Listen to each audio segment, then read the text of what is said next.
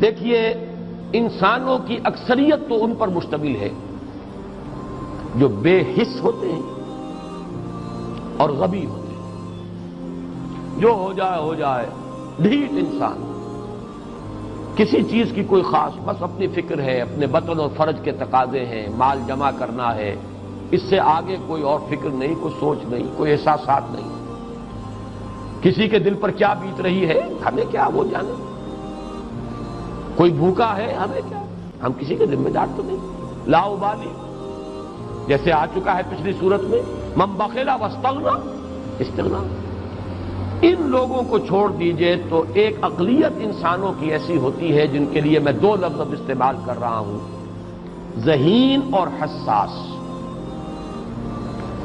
ذہین اور حساس لوگوں میں قبض اور بسط کی کیفیت، یہ مختلف سائیکلز ہیں جو آتی رہتی ہیں.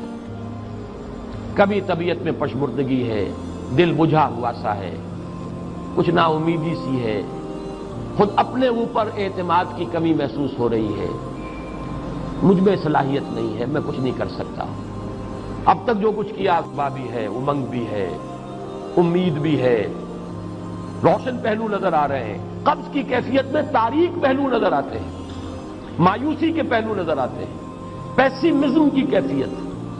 اور یہ جو بسط کی کیفیت ہے، اس میں روشن پہلو. دیکھو یہ بھی تو ہے نا، آخر یہ بھی تو ہوا ہے، اور بھی ہو سکتا ہے. آخر اب تک میں نے یہ کام بھی تو کر لیا، آگے بھی مشکل آسان ہو سکتی ہے. یہ دو کیفیات ہیں قبض اور بسط کی، جن کو کہ صوفیاء کرام نے یہ اصطلاحات، یہ عنوان دیے، قبض اور بسط. جتنی انسان کے اندر حساسیت کی کیفیت زیادہ ہوگی، ذہانت زیادہ ہوگی، اتنا ہی یہ جو ویوز ہیں اس کی ایمپلیٹیوڈ زیادہ ہوتی ہے. کم ذہین انسان ہے، کم حساس ہے، آئیں گے تو صحیح ہے، لیکن یہ کہ وہ ویو جو ہے اس کا ایمپلیٹیوڈ جو ہے اس کے اندر اوپر اور نیچے کی کیفیت زیادہ نہیں ہوگی. لیکن جتنا یہ معاملہ بڑھتا ہے، یہ جو ویو ہے اس کی ایمپلیٹیوڈ بڑھتا چلا جاتا ہے. لیکن نارمل انسان کا معاملہ یہ ہے کہ یہ حدود کے اندر رہے. اسی کی ایک کیفیت جو ہے اب نارمل جب ہو جاتا ہے، یہی ہے جو جدید ہماری جو سائیکولوجیکل میڈیسن ہے اس میں اسے مینیکس ڈپریسو سائیکوسس کہا جاتا ہے. مایوسی ہوئی تو اتنی ہوئی کہ جیسے کمر ٹوٹ کر رہ گئی. اور اسی ڈپریشن میں ہوتی ہیں خودکشیاں، خودکشی کر جاتا ہے ڈپریشن. کچھ روشن پہلو نظر ہی نہیں آ رہا. اور جب کیفیت ہوتی ہے انشراح کی تو آدمی خوب بھاگ رہا ہے، دوڑ رہا ہے، امنگ ہے، محنت ہے، دوڑ رہا ہے، امیدیں ہیں. اب ہر چیز کا روشن پہلو نظر آ رہا ہے. عجیب ہے یہ. اصل میں مجھے کچھ تجربہ بھی ہوا ہے، ہمارے خاندان میں بھی یہ مرض موجود رہا. میرے والد مرحوم کافی طویل عرصے اس مینیک ڈپریسو سائیکوسس کے مریض رہے. کچھ ہوتا ہے یہ معاملہ. ویسے بھی شاید ہمارا خاندان جو ہے اس کیٹیگری میں آتا ہے جس میں ذہانت نسبتاً کچھ زیادہ ہے، حساسیت بھی نسبتاً کچھ زیادہ ہے. یہ دوسری بات ہے کہ کوئی شخص جو ہے یہ فلسفے کے طور پر اختیار کر لے کہ اپنے آپ کو ڈھیٹ بنا لینا ہے، یہ فلسفہ بھی بن سکتا ہے. لیکن یہ ہے کہ اگر آدمی چھوڑ دے اپنی طبیعت کو تو یہ دونوں کیفیات آتی ہیں.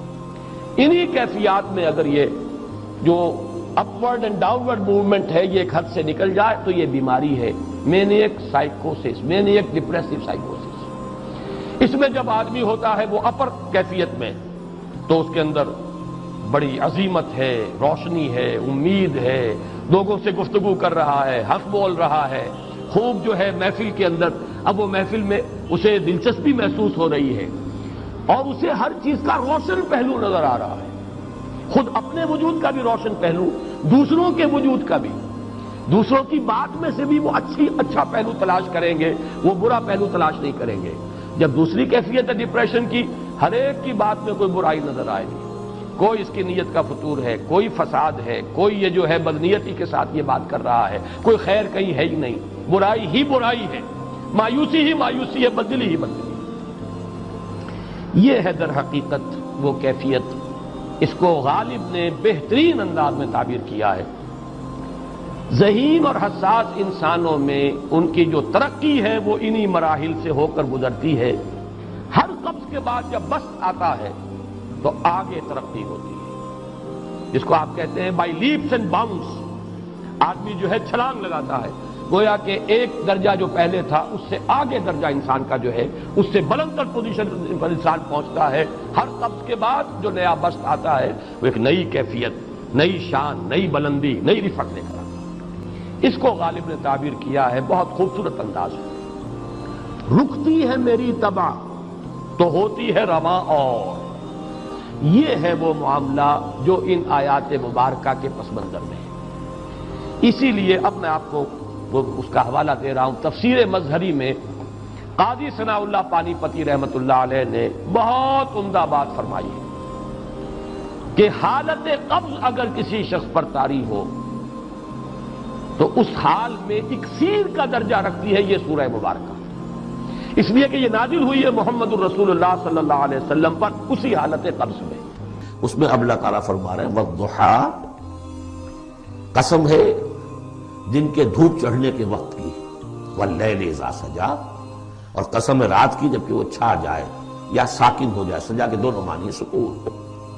ما ودعک ربک وما قلی، آپ کے رب نے آپ کو رخصت نہیں کیا ہے، نہ ہی وہ آپ سے ناراض ہوا ہے۔ وللآخرۃ خیر لک من الاولی، اور اس کے بعد جو وقت آئے گا اس قبض کے بعد وہ پہلی سے بھی بہتر ہوگا۔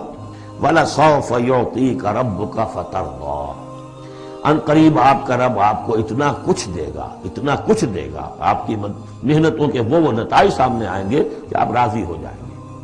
الم یجدک یتیما فآویٰ، کیا اس نے اے محمد آپ کو نہ پایا کہ آپ یتیم تھے پھر پناہ دی، آپ کے لیے بندوبست کیا۔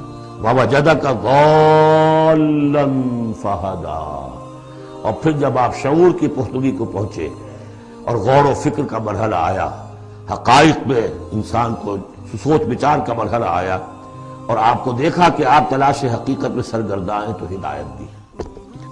وَوَجَدَكَ عَائِلًا فَأَغْنَىٰ، اور پایا آپ کو تنگ دست تو غنی کر دیا۔ فَأَمَّا الْيَتِيمَ فَلَا تَقْهَرْ، ہم نے آپ کو یتیم پایا، پناہ دی، اب آپ بھی یتیم کے سرپرستی کیجئے، کسی یتیم کو اس کے اوپر کوئی جبر نہ ہو، سختی نہ ہو۔ وَأَمَّا السَّائِلَ فَلَا تَنْهَرْ، اور آپ جبکہ تلاش حقیقت میں سرگرداں تھے تو ہم نے آپ کو ہدایت دی، اسی طریقے سے اب آپ کو بھی کوئی شخص سائل بن کر آپ کے پاس آئے سوال کرے اسے جھڑکنا نہیں ہے۔ وَأَمَّا بِنِعْمَةِ رَبِّكَ فَحَدِّثْ، اور جو ہدایت تمہیں دی ہے ہم نے اب اسے عام کرو، یہ نعمت ہے، آپ کے رب کا انعام ہے، یہ ہدایت جو آپ کو عطا ہوئی ہے اس کو بیان کرو۔ اس کے بیان کرنے میں یہ بھی ہے کہ اللہ کے انعامات کا چرچہ انسان کرے اس کا شکر ادا کرنے کے لیے، اور یہ بھی ہے کہ اس کو پھیلائے اور عام کرے، دوسروں تک پہنچائے، ورنہ وہ بخل ہو جائے گا کہ وہ دولت جو ہے ہدایت کی اس کو آدمی صرف اپنی ذات تک محدود رکھے اور اس کا جو خیر ہے وہ دوسروں تک نہ پہنچائے۔